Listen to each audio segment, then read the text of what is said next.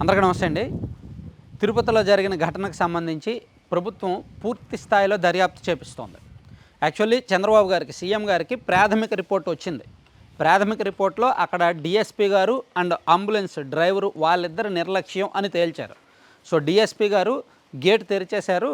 Gate తెరవడంలో నిర్లక్ష్యం వహించారు. So, అక్కడ అంతమంది జనం ఉన్నప్పుడు జనాలను కంట్రోల్ చేయకముందే, జనం కంట్రోల్‌లో లేకముందే ఆయన గేట్ తెరవడం కారణంగా ఒకేసారి అందరూ వచ్చేశారు. సో, తొక్కిసలాట జరిగిన తర్వాత వాళ్ళని హాస్పిటల్స్‌కి తీసుకెళ్ళడానికి అంబులెన్స్ డ్రైవర్ కూడా ఇమ్మీడియట్‌గా రెస్పాండ్ అవ్వలేదు. అందుకని ఈ ఘటన జరిగింది అని చెప్పి ప్రాథమికంగా రిపోర్ట్ వచ్చింది. అయితే అంత వాళ్ళిద్దరి మీదే తోసేయడానికి లేదు.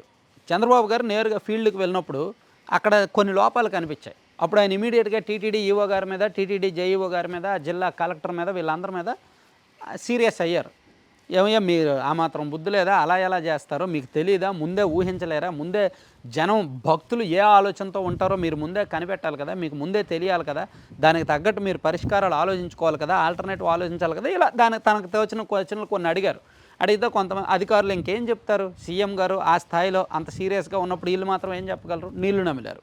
సో, అందుకే చంద్రబాబు గారికి కొన్ని డౌట్లు వచ్చాయి. వీళ్ళు ఇచ్చిన రిపోర్ట్ కాదు, ఇంకా ఇంటర్నల్గా ఏదో జరిగి ఉంటుంది, ఇంకా పూర్తి స్థాయిలో దర్యాప్తు అవసరం అని చెప్పి నిన్నే హోంమంత్రి గారికి అండ్ అక్కడ పోలీసులకి, డీజీపీ గారికి, వాళ్ళందరికీ కూడా, ప్లస్ ఇంటెలిజెన్స్ వాళ్ళకి కూడా అసలు 1 వీక్ ముందు నుంచి వీళ్ళు ఎప్పుడెప్పుడు మీటింగులు పెట్టారు, ఈ మీటింగుల్లో ఏమేమి డిస్కస్ చేశారు, అలాగే అక్కడ భద్రతా ఏర్పాట్లలో ఎవరిది వైఫల్యం, ఏం జరిగింది, ఈ ఓవరాల్గా దీని మీద రిపోర్ట్ ఇవ్వమని చెప్పి ఇంటెలిజెన్స్ని ఆదేశించారు, అలాగే హోంశాఖని ఆదేశించారు. సో, ఈ రిపోర్ట్లు వచ్చిన తర్వాత ఆల్రెడీ చంద్రబాబు గారికి ఒక క్లారిటీ ఉంది సీఎం గారికి. మేబీ దీనిలో జిల్లా కలెక్టర్ వెంకటేశ్వర్లు గారు, సో ఆయన ఎంతవరకు ఫెయిల్ అయ్యారు, ఆయన మీద ఒక రిపోర్ట్, అలాగే టీటీడీ ఈవో శ్యామలరావు గారు, సో ఆయన ఎంతవరకు ఫెయిల్ అయ్యారు, ఆయన మీద ఒక రిపోర్ట్, అలాగే జేఈఓ వెంకన్న చౌదరి గారు ఆయన మీద. సో ఇట్లా ఈ ముగ్గురు మీద కూడా ప్రస్తుతానికైతే కొంచెం టెన్షన్ కత్తి వేలాడుతుంది. పనిలో పనిగా ఈ టైంలో టీటీడీ ఈవో గారి మీద, జేఈఓ గారి మీద ఇంకా కొన్ని అడిషనల్ కంప్లైంట్స్ కూడా సీఎం గారికి వెళ్ళాయి. వాట్సాప్ గ్రూపుల్లో కూడా అవి బాగా వైరల్ అవుతున్నాయి.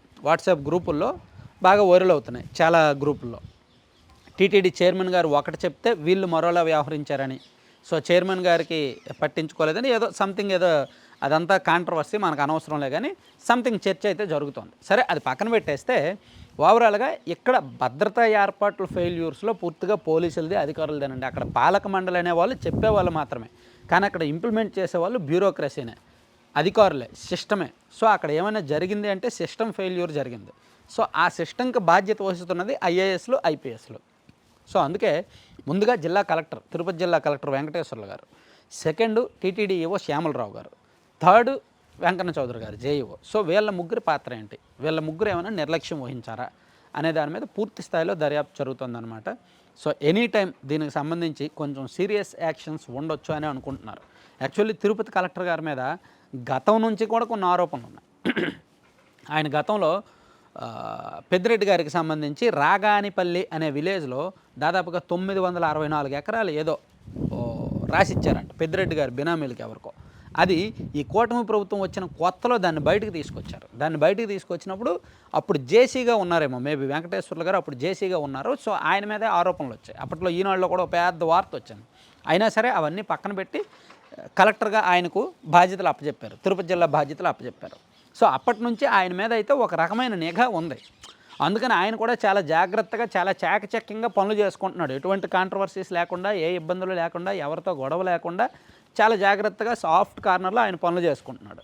సో అటువంటిది ఇప్పుడు ఈ ఘటన జరగడంతో ఆయన సమర్థత మీద అనుమానాలు వస్తున్నాయి, ఆయన వైఫల్యాల మీద అనుమానాలు వస్తున్నాయి, సో ఇంకా కొన్ని వ్యవహారాల మీద అనుమానాలు వస్తున్నాయి. సో అందుకని ఆయనతో సహా మొత్తం ఓవరాల్గా అక్కడ సిస్టమ్ ఫెయిల్యూర్ ఎంతవరకు జరిగింది అనే దాని మీద పూర్తి స్థాయిలో దర్యాప్తు చేసి నివేదిక ఇవ్వమని ఆదేశించారనమాట. ఆ రిపోర్ట్ వచ్చిన తర్వాత మేబీ ఎవరి మీదైనా యాక్షన్స్ కొంచెం సీరియస్గానే ఉంటాయి.